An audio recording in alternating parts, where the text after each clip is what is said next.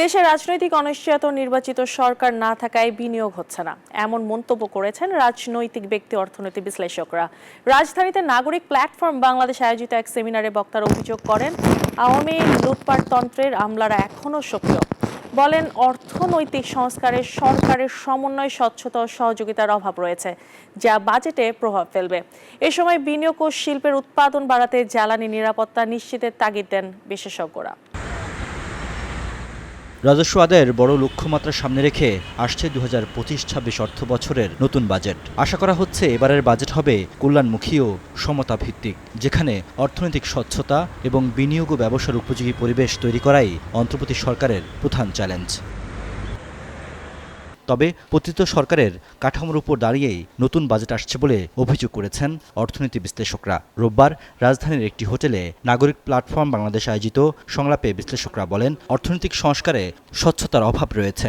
রাজস্ব আদায়ের একটি পূর্ণাঙ্গ রূপরেখা ছাড়াই এনবিআরকে দুই ভাগে ভাগ করা হয়েছে। এর প্রভাবও পড়বে বাজেটে। বাংলাদেশে এই ক্লেপ্টোক্রেসি বা যেটাকে চোরতন্ত্র বলে বা লুটপাটতন্ত্র বলেন কেউ কেউ, তো এইটার ভিতরে ছিলেন আমাদের আমলারা, এইটার ভিতরে ছিলেন আমাদের ব্যবসায়ীরা, নির্দিষ্ট ব্যবসায়ী গোষ্ঠী যাদের আমরা অলিগার্ক বলি, এবং এটার সাথে আমাদের ছিলেন কিছু আপনার রাজনীতিবিদ। এখন যদি আপনি লক্ষ্য করে দেখেন তাহলে রাজনীতিবিদরা পালিয়ে গেছে, আপনার ব্যবসায়ী গোষ্ঠীরা ম্রিয়মাণ হয়ে আছেন, আর আমলারা আবার পুনরুজ্জীবিত হয়েছেন। একটা বাজেট তৈরি করার জন্য যেই পরিমাণে এবং সরকার সংস্কারের জন্য যেই পরিমাণে মন খুলে আলাপ আলোচনা করার, সেটা দেখলাম না। আমরা দেখলাম না যেটুকু ওনারা করছেন তার ভিতরে সমন্বয়ের অভাব, এবং ওনারা এক একজন সাইলোর মতো কাজ করেন সরকারের ভিতরেও, যেটুকু করেন তার স্বচ্ছতা নাই। বিশ্লেষকরা বলেন, দেশে অতি দরিদ্রের হার বাড়ছে, বেকারত্বের হার পৌঁছেছে 14%, আর শ্রমিকদের মজুরি বৃদ্ধির হার মূল্যস্ফীতির নিচে। পাচার হওয়া অর্থ ফিরিয়ে আনারও পরামর্শ দেন বক্তারা। যেমন এক ভদ্রলোক $1 বিলিয়ন পাচার করেছেন, এন্টি করাপশন কমিশন তার 8,000 কোটি টাকা এখানে জব্দ করেছেন। সো এটাও কিন্তু একটা আদায় হিসাবেই আমি দেখি।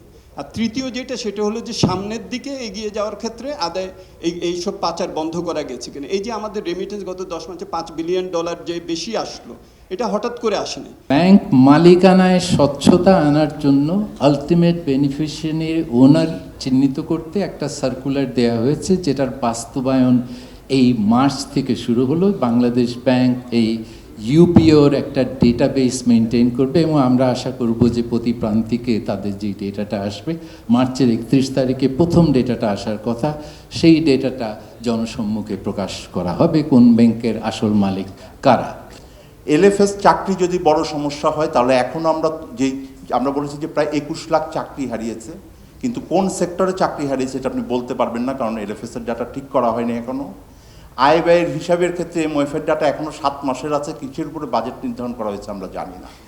এবং মাল্টি ডাইমেনশনাল পভার্টির মতো একটা রিপোর্ট তৈরি করা হয়েছে, যেটা জাস্ট প্রকাশ করতে হবে, সব ঠিক আছে, আটকে রেখেছিল আগের সরকার, সেইটাকে প্রকাশ করা হয়নি। আমাদের ট্যারিফ যে নির্ধারণ করা হয়, আমরা যখন কোনো বিদ্যুৎ কেন্দ্র দেই কাউকে, তখন যে ট্যারিফ নির্ধারণ করে তার কোনো স্ট্যান্ডার্ড প্রসিডিউর নাই। আমরা বিভিন্ন রকমের মাপকাঠি ব্যবহার করে ট্যারিফ নির্ধারণ করি।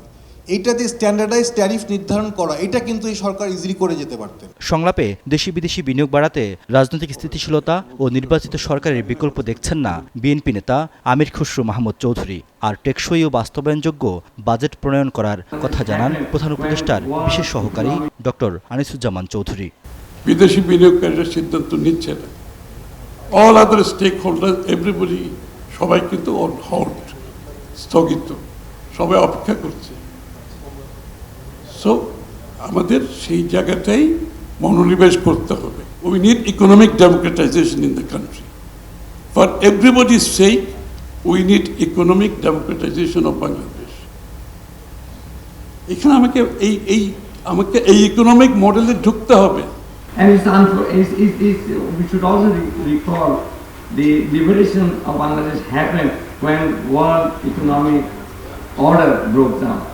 বাজেটে সামাজিক নিরাপত্তা বেষ্টনীতে বরাদ্দ বাড়ানো, কর্মসংস্থান সৃষ্টি, শিক্ষা ব্যবস্থার উন্নয়ন ও শিক্ষকদের মর্যাদাপূর্ণ বেতন কাঠামো ঠিক করার সুপারিশ করেন বিশ্লেষকরা। সরকারি কর্মকর্তাদের বাচ্চারা সরকারি স্কুলে ভর্তি হতে হবে, এই যে নিয়ম আমরা এইবারের বাজেটে দেখতে চাই। রিয়াদ সুমন, নিউজ 24, ঢাকা।